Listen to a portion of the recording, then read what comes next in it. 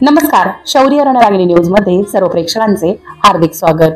जसे की प्रेक्षकांना माहित आहे, आपण नवदुर्गा पुरस्कार 2025 ने काही कर्तृत्ववान आणि डायनामिक पर्सन असणाऱ्या महिलांचा शौर्य सन्मान करणार आहोत. त्यातीलच एक नवदुर्गा आपल्या सोबत आहेत, निशिगंधाताई कापडनीस. नमस्कार ताई. नमस्कार. निशिगंधाताई ह्या मॉडेल क्षेत्रामध्ये नावलौकिक कमवणाऱ्या सुंदर असं व्यक्तिमत्व आहेत. ताईंशी आपण एक खास संवाद साधणार आहोत, एक खास मुलाखत करणार आहोत त्यांच्यासोबत. आणि त्या मुलाखतीमध्ये मॉडेल सोबतच त्या वेगवेगळ्या क्षेत्रामध्ये देखील त्यांनी खूप सुंदर असं नावलौकिक कमवलेलं आहे. ते नावलौकिक त्यांनी कसं कमवलं ते आपण जाणून घेण्याचा त्यांच्याकडून प्रयत्न करूयात. नमस्कार ताई. नमस्कार. सर्व मांगल्ये मांगल्ये शिवे सर्वार्थ साधिके शरण्ये त्र्यंबके गौरी नारायणी नमस्ते. तुम्हा सर्वांना नवरात्रीच्या हार्दिक शुभेच्छा.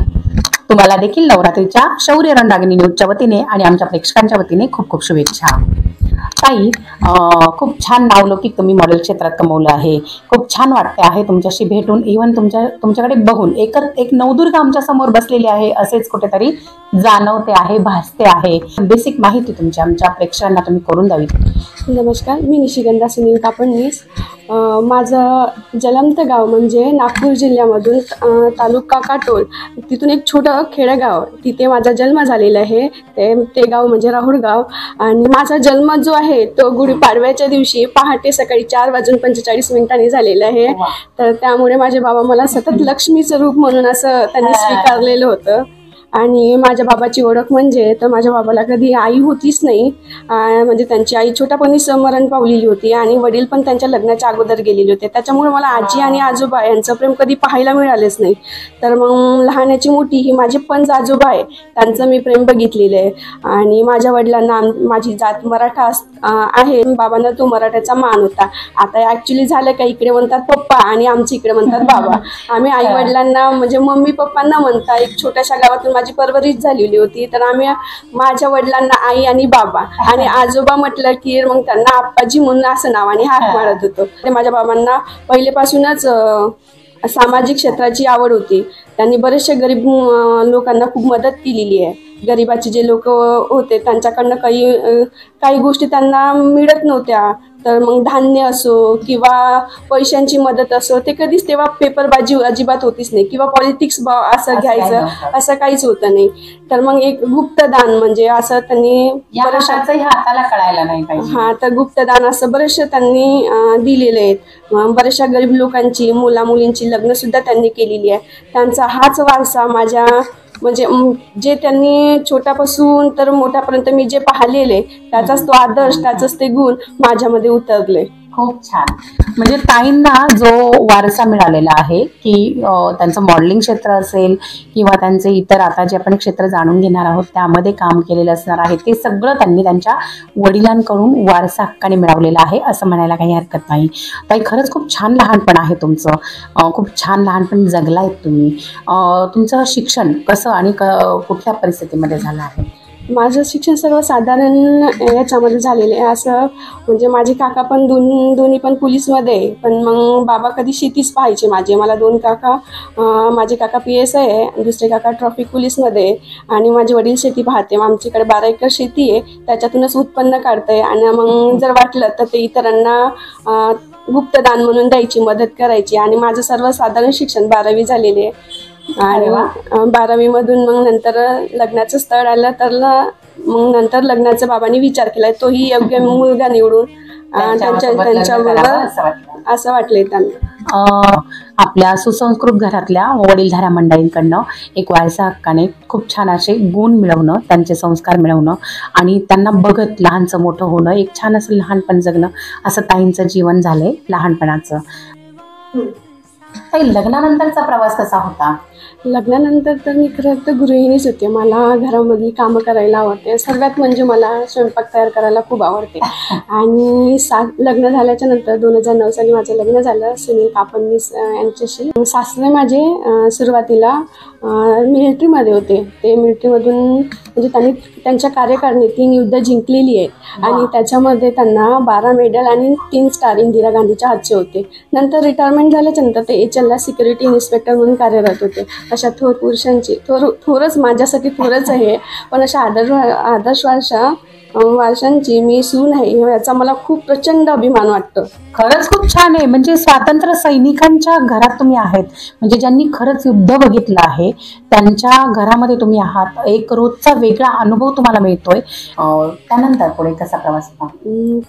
माझ्या घरात म्हणजे माझ्या आईसारखी असणारी सासूबाई, तिला 2च मुलं होते. माझे जेठ एचएलमध्येच आहे आणि तिला मुलं नव्हते त्याच्यामुळे ती मुलीची अपेक्षा करते, पण तिची मुलीची अपेक्षा मी भरभरून काढून घेतलेली आहे. मला माझी सासू काय ना आई काय दोन्ही एकसारख्याच आहे.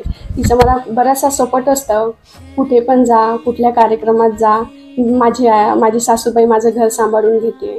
नंतर माझी मुले तर मोहित सुनील कापडणीस हा आता 10वीला आहे यंदा. त्याला म्हणजे स्पोर्टमध्ये खूप आवड आहे, तर त्यांनी स्केटिंगमध्ये आणि त्याच्यानंतर कबड्डीमध्ये हा प्रचंड म्हणजे खेळामध्ये नुसतं गुंतलेलाच असतो. अभ्यासाकडे थोडं कमी आणि खेळामध्ये जास्त, पण त्याच्या माध्यमातून त्यांनी राज्यस्तरीय बरेचसे बक्षीस म्हणजे घरामध्ये ट्रॉफी आणलेली आहेत. आदरणीय छगन भुजबळ साहेब, आदरणीय मंत्री छगन भुजबळ साहेब यांच्या हस्ते त्याला गौरवण्यात आलेले आहे. बरेचसे राष्ट्रीय स्तरावर त्याला पुरस्कार देखील प्राप्त झालेले आहेत. तसाच माझा लहान मुलगा विहान सुनील कापडणीस हा 2nd आहे, निवेरा स्कूलला शिकतोय आता आणि त्यांनी देखील 40 शाळेमधून प्रथम क्रमांक आणलेले आहेत आणि बरेचसे म्हणजे त्याचं स्पोर्टमध्ये सुद्धा चालू असतात. मुलं ही मोठ्यांकडे बघून लहानचे मोठे होतात. तुमच्या घरामध्येच तुमचे सासू सासरे आहेत, तुमचे आई वडील आहेत, तुम्ही आहात, या सगळ्यांचा एक संस्काराचा वारसा मुलांकडे गेला आहे. त्यामुळे कदाचित मुलांची जी महत्त्वाकांक्षा आहे ती वाढली आहे आणि त्या दृष्टीने ते पण पुढे प्रगती करतायत. खरंच खूप छान असं एकंदरीत तुमचं घर फॅमिली आहे. काही मॉडेल क्षेत्र तुम्ही निवडलं आणि त्यामध्ये खरंच तुमचं खूप सुंदर असं स्वरूप आम्हाला बघायला मिळत आहे. तर मॉडेलिंग क्षेत्र तुम्ही कसं निवडलं, त्याची सुरुवात कशी झाली? खरं तर मॉडेलिंग क्षेत्र माझ्या डोक्यातच नव्हतं. तर मी एका कार्यक्रमामध्ये गेलेली होती, मला कार्यक्रमामध्ये बोलवलेलं होतं. तर श्रावण स्पर्धा तिथे ठेवलेली होती. नेमकं ना म्हणजे बऱ्याचशा अशा सजून नटून थटून सर्व बाया, आता श्रावण स्पर्धा म्हटलं की सर्वच बायांना उत्सुकता येते. मग बऱ्याचशा जणींनी कोणी हिरवळ साडी घालून किंवा बांगड्या वगैरे सर्व साज केलेला होता. मग ते आपसात अशी चर्चा चाललेली होती की एक बाई बसली होती, ती गरीब परिस्थितीतली होती, पण ती स्वाभिमानी वाटलेली होती मला तिथे. तर मी बघत होती तिच्याकडे आणि इतर बायांकडे पण बघत होती. नंतर मग बघता बघता बाकींचेच चालू होतं असं की मग मी असं तिच्याकडे आवर्जून बघितलं आणि हे काय करताय बाबा तुम्ही. मग मला असं वाटलं की सौंदर्य स्पर्धा ही शरीराची नको, ड्रेसची नको ती असावी, तर ती फक्त मनाची. म्हणून मी मॉडेल क्षेत्र हे निवडलं.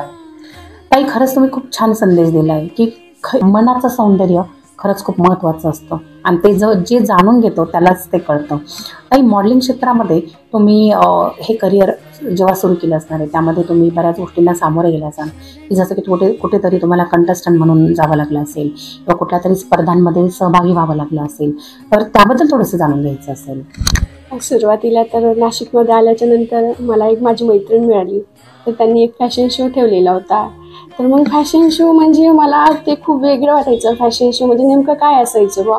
मग मी त्या फॅशन शोमध्ये पार्टिसिपेट म्हणून गेली. तिथे जिजामाता आणि माझा मुलगा लहान विहान त्याला शिवाजी बनवलेलं होतं. तिथून माझी या मॉडेलिंग क्षेत्राची सुरुवात झाली. तर मग ते झाल्याच्या नंतर बरंचसं म्हणजे जिंकलं नाही बा, पण ते म्हणतात ना, जिंकलं तर आनंद आणि हारलं तर अनुभव. तर अनुभव मिळाला मला की पार्टिसिपेट बा असं होत असते. म्हणजे माझं मॉडेलिंग क्षेत्रात नुसतंच पाऊल पडलेलं होतं. त्याच्यानंतर अजून बरेचसे 1-2 शो नाशिकचे केलेले, त्याच्या शोमध्ये पण पार्टिसिपेट झाली. त्याच्यानंतर तिथे पण आपल्याला काही क्राऊन वगैरे जिंकण्याचा काहीच नाही. तर मग आपण हार न म्हणता मग चला बा, आपल्यासमोर एक उदाहरण होतं की कसं म्हणजे त्या बाईला असं म्हणजे ढकलल्यासारखं झालेलं होतं की गरीब परिस्थितीमुळे. मग आपण मॉडेलिंग क्षेत्रात उतरलेलो आहे, तर आपण आपल्या म्हणजे वेशभूषा, आपली संस्कृती आपलं जपून जर उतरायचं असलं तर मग मला ते आवडायला लागलं. नंतर मी 2-3 वेळेस नाशिकच्या इथे जेव्हा शो ठेवलेला होता, बरेचसे मला फोन यायचे की ते हा शो आहे, पार्टिसिपेट होते का. मग तिथे जायची मी. 3-4 वेळा अनुभव आला, पण मला अजूनपर्यंत माझ्यापर्यंत काही असं म्हणजे असं जिंकलो बा, मला क्राऊन मिळा असं काहीच नव्हतं. तरी पण मग मी निराशा नाही घेतली. मला अनुभव मिळत गेले की नाही, हा शो असा असतो, तो शो तसा असतो, त्याच्यामधून अशा काही गोष्टी घडतात बुवा. नंतर मग एक उत्तर महाराष्ट्र सौंदर्य सम्राज्ञी म्हणून एक शो झालेला होता नाशिकला, तर तिथे मी पार्टिसिपेट म्हणून गेली. तिथे मी उत्तर महाराष्ट्र सौंदर्य सम्राज्ञी विजेता झाली ती. मनाला खूप असं भारी वाटायचं की आपण म्हणजे असं माझा आनंद गगनात नव्हता मावायचं की खरंच छानपैकी अशी नऊवार वगैरे छानपणे असा कार्यक्रम ठेवलेला होता आणि प्रश्न उत्तरं ठेवलेली होती बरीचशी. मग मला जिंकल्यानंतर असं वाटायचं की मला पुरं म्हणजे दुनियाची खुशी माझ्या पदरामध्ये पडलेली बा असं. त्याच्यानंतर मग अजून काही दिवस गॅप गेला, मुलांची वगैरे कामं असतात किंवा घरी काही गोष्टी असतात किंवा घरी अजून काही बरेचसे वैयक्तिक कामं असतात. मग थोडंसं करिअर अजून स्टॉप ठेवलं. त्यानंतर मला SK युनिव्हर्स इंडिया इंटरनॅशनलचं इन्व्हिटेशन आलं, त्याच्यामध्ये मी पार्टिसिपेट घेतला. देवाकडे प्रार्थना केली, बाबा माझं नवीन नवीन करिअर आहे, बरं जिंकलं तर ठीक, नाही जिंकलं तर ठीक, ती तुझी इच्छा. तर मग पार्टिसिपेट केली. तर मला पहिल्यांदा असं वाटायचं एवढ्या मोठ्या शोला आपण चाललेलो आहे, आपल्याला अनुभव काहीच नाही. आणि नंतर मग पुढे टाकल्याच्या नंतर आमचं ग्रूमिंग वगैरे झालं, थोडासा विश्वास यायचा मला की नाही छान आहे छान आहे छान आहे. नंतर जेव्हा तिथे गेल्याच्या नंतर जेव्हा मला SK युनिव्हर्स इंडिया इंटरनॅशनलचा जेव्हा ब्रँड मिळाला, तेव्हा मला माझं जे क्राऊन आणि हे बघून असं वाटायची की देवाने मला पूर्ण असं प्रत्यक्षात दिलेली आहे. आज मला कशाचीच गरज नाही म्हणजे सोबत फॅमिलीची सपोर्ट, त्याच्यानंतर आईवडिलांचं प्रेम, मुलांचा सपोर्ट आणि पदरात ही यश. त्या दिवशी असं वाटायचं की खूप खूप म्हणजे खूप नशिबान आहे बा खरंच माझ्या आईवडिलांचे, माझ्या सासू सासऱ्यांचे पुन्हाही मला त्यांचे आशीर्वाद मला हे लाभले. खूप छान अनुभव आहे आणि जे तुम्ही आमच्यासोबत आता शेअर केलं आहे त्यातनं तुमची खरी मेहनत दिसते आहे. मॉडेल होणं देखील एक साधारण गोष्ट नाही आहे, त्यासाठी खूप मेहनत घ्यावी लागते. हे तुमच्या प्रत्येक एका वाक्यातनं समजतंय. लोकांना असं वाटतं की मॉडेल म्हणजे काय, की तुमचं दिसणं खूप छान आहे तर तुम्ही मॉडेल होतात. तसं नाही, दिसणं महत्त्व नाही, तर त्यामध्ये तुम्ही मेहनत कशी घेता, ते स्वतःला प्रेझेंट कसं करत आहात, त्यासाठी वेळ कसा देत आहात, या सगळ्या गोष्टी महत्त्वाच्या असतात. ताई खरंच खूप ग्रेटफुल आहे हे सर्व, खूपच छान वाटतं. आणि यासोबतच मॉडेलिंगसोबतच तुम्ही काही दुसऱ्या गोष्टींमध्ये देखील इन्व्हॉल्व आहात, दुसऱ्या क्षेत्राशी निगडीत आहात. तर कुठली अशी क्षेत्र आहेत, कुठल्या अशा गोष्टी आहेत की त्यामध्ये देखील तुमचा सहभाग आहे?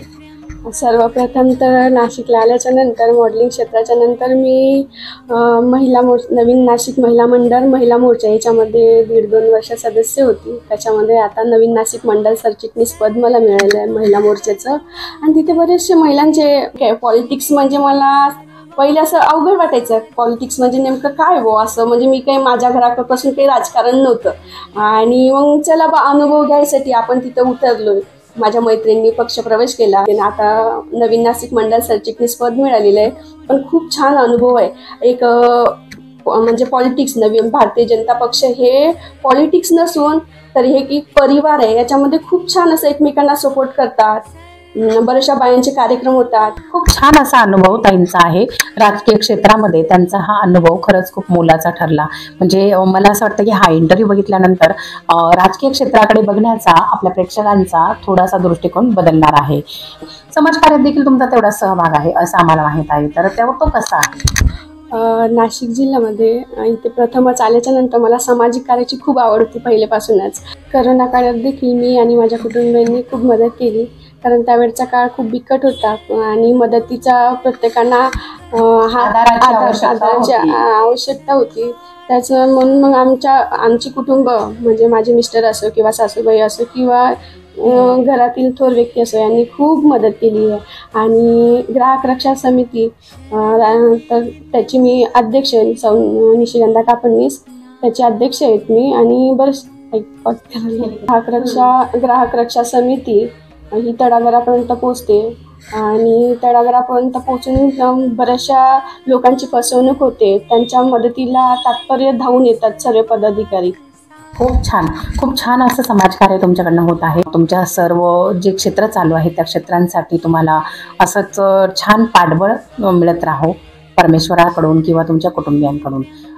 ताई, तुमची बरीचशी स्वप्न पूर्ण झालेली इथे दिसत आहेत, कारण की जे आम्ही इथे ट्रॉफींचं कलेक्शन बघितलं आहे, सर्टिफिकेट्सचं कलेक्शन बघितलेलं आहे, त्यामध्ये असं दिसतं की बरेचशी स्वप्न तुमची जगून झालीत. तरीही एखादं स्वप्न असं असेल की ते जगायचं बाकी आहे, मला ते जगायचं आहे असं वाटतं, ते कोणतं? ते म्हणजे आता मला सर्वात पहिले तर मी मॉडेल झाल्याच्या नंतर मला दादासाहेब फाळके पुरस्कार मिळाला बेस्ट मॉडेल आणि बेस्ट ॲक्टर म्हणून. तेव्हा माझा आनंद गगनात मावेना असा झालेला होता. की बरीचशी स्वप्न तुमची पूर्ण झालेली आहेत. असं कुठलं स्वप्न की जे बाकी आहे? आता मला जे बेरोजगार मुलं आहेत किंवा महिला आहेत तर त्यांना बरेचसे जण माझ्याकडे एक आशेची किरण म्हणून बघत असतात. तर त्यांच्यासाठी काहीतरी करायची आता इच्छा म्हणजे माझ्यामध्ये रुजवते.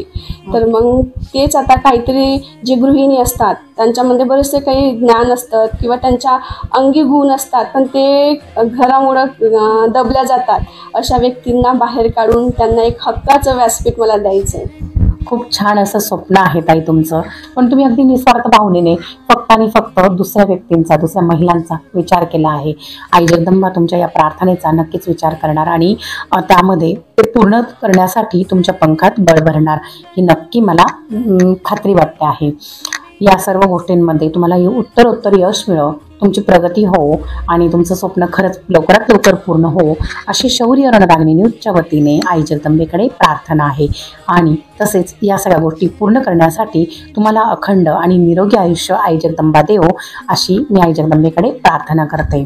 ताई तुमच्यासोबत खास मुलाखत करताना खरंच खूप आनंद होत आहे आणि नवदुर्गा 2025 शौर्य सन्मानने तुम्हाला पुरस्कारित करण्यासाठी आम्ही खूप उत्सुक आहोत. त्यासाठीचं हे आग्रहाचं आमंत्रण. धन्यवाद. धन्यवाद.